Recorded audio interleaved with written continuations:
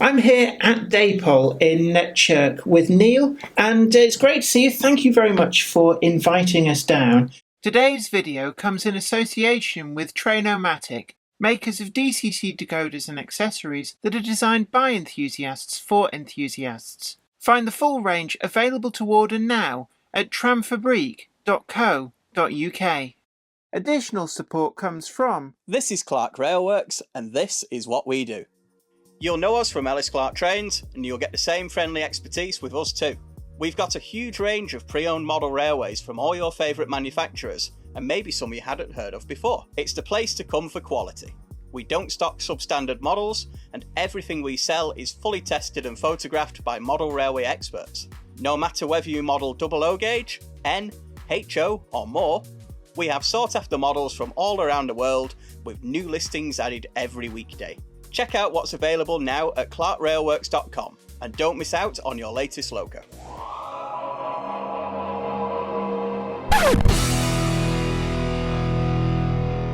We've had a full factory tour, and it's really interesting to see how all the products are made. But one of the big things that I noticed is that you make a lot of the products here in the UK. Has that been quite a driving force behind the ethos at Dapol?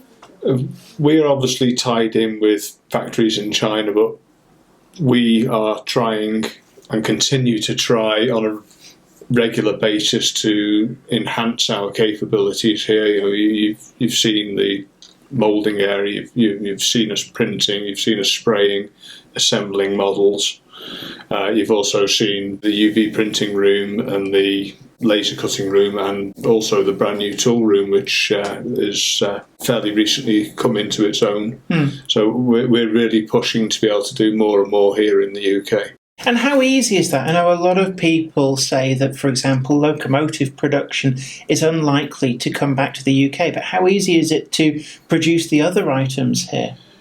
We've got quite a suite of items that we've produced historically for many, many years. As you point out in the video, and I'm sure your viewers are going to see it later on, some of these things date back to the 50s and 60s, whereas we're having tooling produced now, which is far more advanced, but we're introducing that to our workforce in a manageable way where we're not out to frighten anyone, we're not out to stress anyone out, and we will do things at our own incremental pace and build up our skill sets. And whilst I don't think we'll be doing locomotives anytime soon, the Stroudley coaches, they've got electrics in them, that's our first step forwards on that front, and we'll just keep building as and when we can.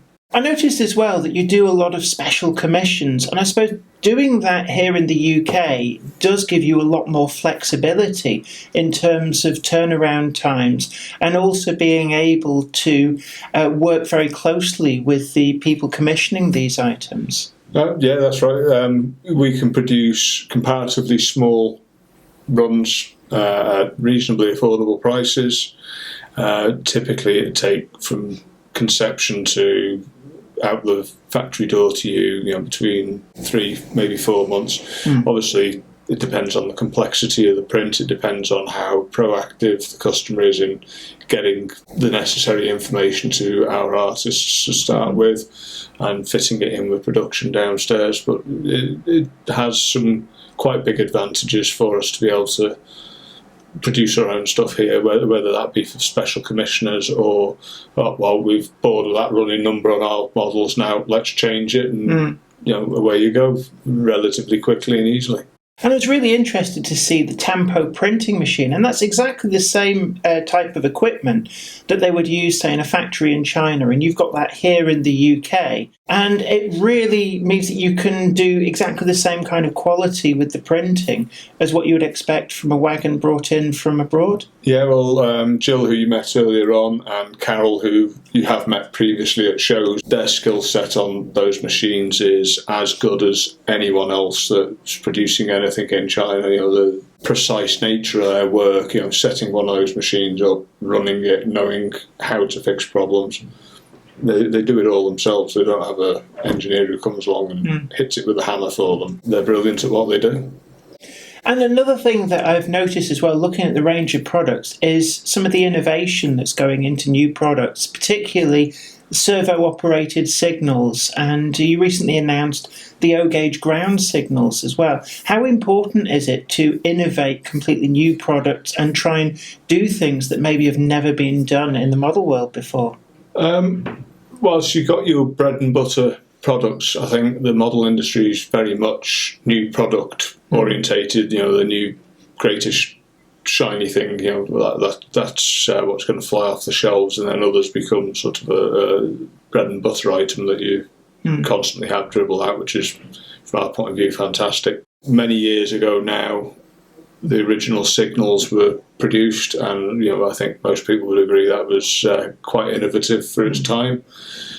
Times move on. The design teams looked at what they can do. They've invented this new system, and that's the way we've gone.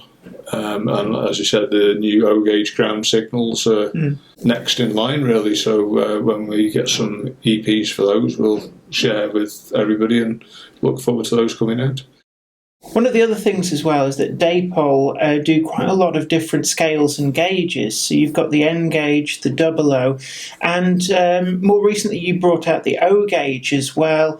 And I see downstairs you've got the Linton and Barnstable O16.5, which is the first time that this particular scale in the UK with a UK outline has been produced ready to run. What was the decision behind that, rather than maybe going for something like 009, which seems to be quite popular at the moment? There's other people doing 009. We're not able to go deliberately treading on anybody else's toes. There's nothing like that, as you pointed out, for O-gauge in the UK. I believe there's similar sort of scales over in the States. And to us, it just made sense that we'll have a go at that. It's a bit of a punt, but hopefully it's going to be very popular, because both the locos, the carriages and the buildings all look really, really nice. So they do, yeah. It's a fantastic range of products. And if that's successful, then are there plans for other models to bring in to expand that range? Certainly, I think you might, if it proves popular, you're going to see an expansion of the L&B range, but there's also, obviously, if it proves popular, there's the potential to do other railways.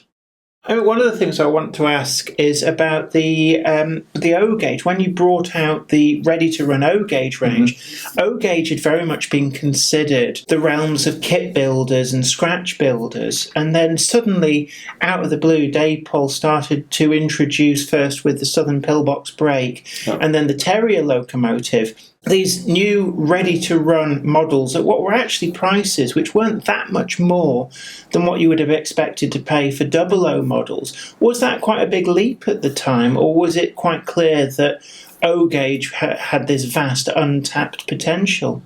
Well, the genesis of our O-gauge range sort of happened before my joining the company. So I can't comment on the exact thought processes, but yes, it is a relatively untapped area, and we've always tried to produce our models at what we consider a fair price to us and our customers, the stockists, and the end users, the modelers, and hopefully we get that balance right. As you've seen yourself today, there's a lot more that goes into model manufacturing than getting, pressing the go button and having a locomotive spit out at the other end, or a wagon spit out at the other end. And there's so many different pieces as well. I mean, one of the things when they sat me down to have a go at putting a wagon together was actually that in a lot of instances there's more parts than you might imagine. And with some of the O-gauge items, parts which I thought were just like a single moulding are made up of multiple parts, and I think perhaps people don't appreciate just how much goes into these. You had to go at doing, I think it was a line wagon and 00 downstairs, and like you say, just getting the things to marry up and go together nicely, and the processes involved in doing that for what is a simple model. The girls downstairs will do it all day with their eyes closed. They're very good at what they do.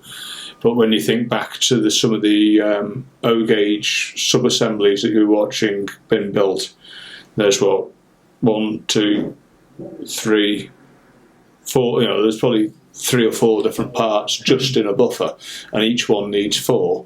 Yeah. So there's a lot of work that goes in. And it was interesting talking with the ladies who were making them. They could say that it will take many, many days of making all the sub-assemblies before you even start final assembling the wagon. And then, of course, that's on top of all the different paint processes that it goes through. Yeah. So there's so much that goes into even what is a humble 5-plank open wagon that go to take that from the plastic granules that we saw in the sack right through to the finished product in the box. Yeah, definitely, yeah. Lots and lots of work goes in.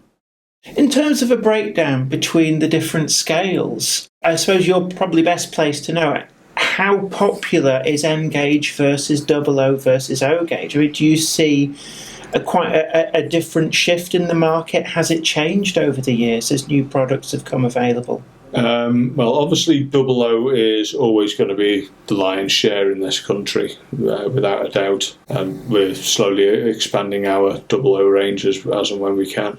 N-gauge for ourselves, and I can't speak for others, that's a very well established, mature market now. Mm-hmm. I think it's fairly stable. And then we've got O-gauge, which I think is still steadily growing away.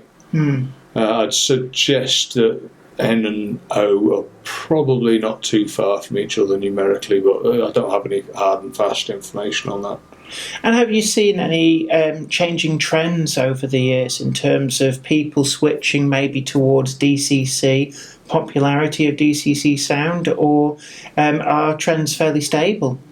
Again, I still think most of our models leave here DCC ready, and I couldn't tell you if people are fitting them themselves or if it's because the majority of people are still analogue. I think there is a steady increase in DCC fitted models, and sound fitted being sort of icing on the cake. If there's something really special you want to treat yourself to, I think people do, and again it's just very slowly growing away.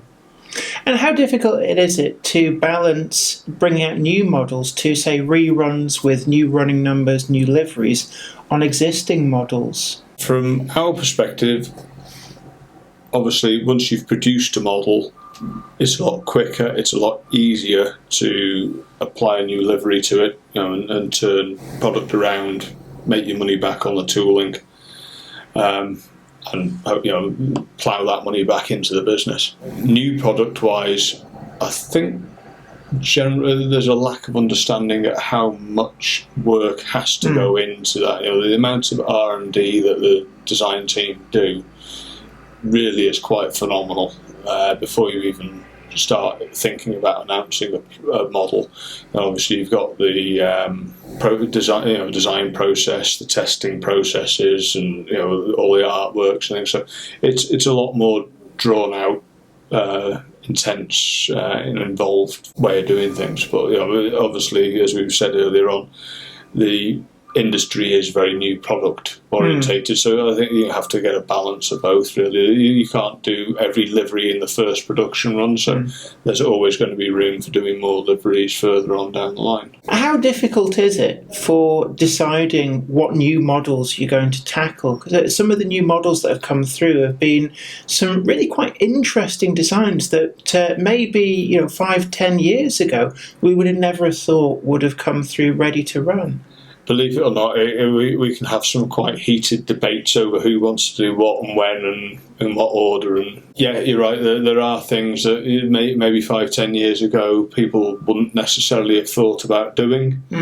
But certainly in 00 and increasingly in N-gauge as well, to be fair, is an increasingly saturated market. And if you don't want to just rehash something else that's already on the market, or tread on somebody else's toes or whatever else, then you need to start looking at things that are slightly outside the usual box.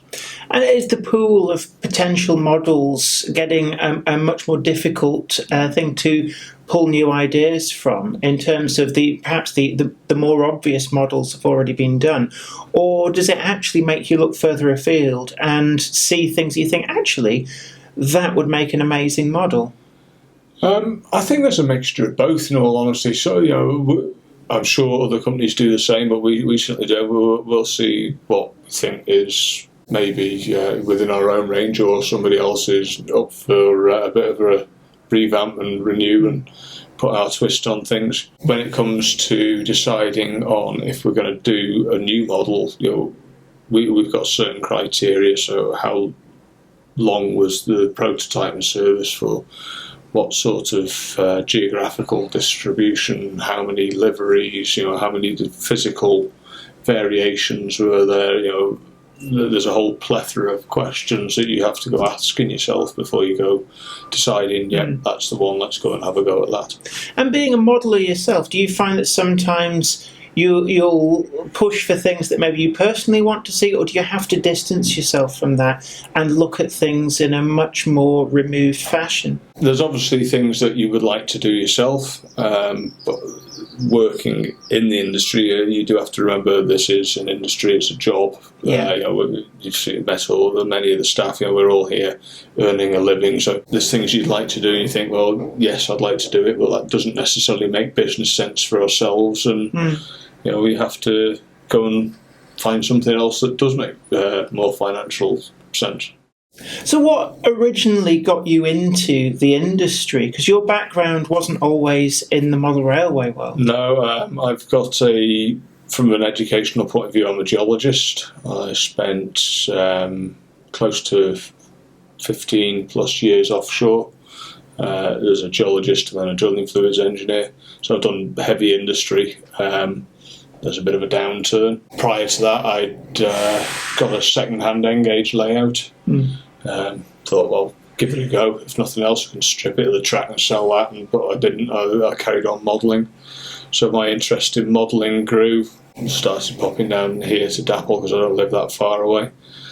And when I got made redundant, said, "Hi Joel, can I have a job, please?" And he very kindly turned around and said, "Yes."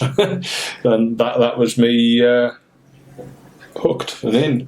And have you found actually working in the industry very different from being on the outside looking in, as it were? Obviously, I see how things work behind the scenes, and I have a better understanding of why when you rock up to a manufacturer and go, "Oh yeah, this is my suggestion, me and my 6 mates really think this is brilliant," and I can see why you might think it's a great idea, but from maybe the other side of the table, it's, well, I don't think I'll make me money back on that as quickly as I might, or maybe not at all. So you get some unique views.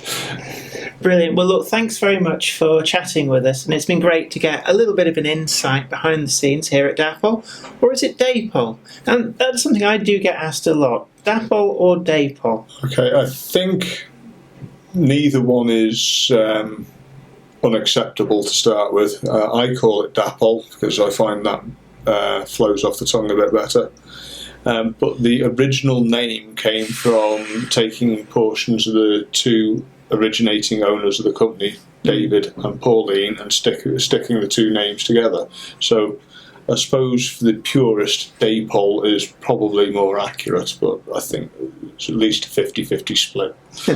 So the answer is Dapol or Dapol, depending on whatever you want. So just mix and match. You heard it here first. But look, thank you very much for taking the time out to show us around the factory, show us behind the scenes, and it's just great to actually see how the models that we buy in the model shops are actually put together and assembled so that you can enjoy them at home. So this is me, Jenny Kirk, saying thanks very much for watching. Don't forget to like, share, and subscribe. Don't forget as well that you can also head on over to Patreon and help support the channel to keep making the videos that you want to see. And we've got the full merch store down there somewhere as well if you want to get yourself a hoodie or a t-shirt or even a mug as well. But until next time, this is me, Jenny Kirk, saying you take great care of yourself. Happy modelling. Bye for now.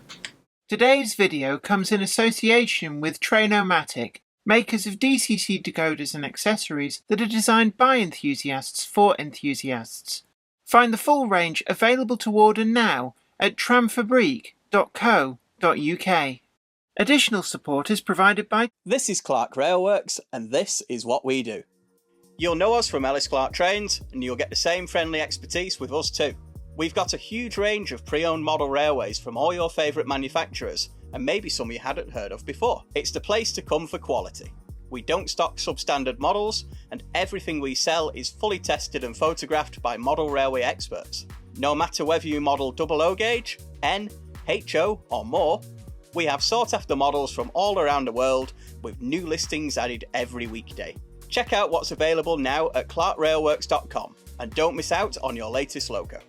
I'd like to send out a huge thanks to everybody who supports me on Patreon, but a special thanks go out to Anthony Kidson, Offshore Allen, Michael Lockie, Helen Sink, Gary Lewis, David Quinn, Sparky 107107, George Botterini, Chris Moss, Robert Steers, Sam Yates, Dale Williams, John N from NC, NYMRish, Jonathan Foster, Peter, Clifford Ison, Larry W. Grant, NI Railways 4000 class, Ian Coulson, Alan Dickerson, Eddie Papere, Karen Nichol, Medwin Williams, Crossways Point Junction, 3B Rail, Jennifer Horton, Michael Rose, Trains with Nick, and Simon Snow. Thank you. Without you guys, I couldn't do this. We are ready. I don't know why I've gone all fake Scottish. I'm just waiting for you to go, I cannot do it, Captain. Just The ship cannot take any more, Captain. I cannot reach the controls.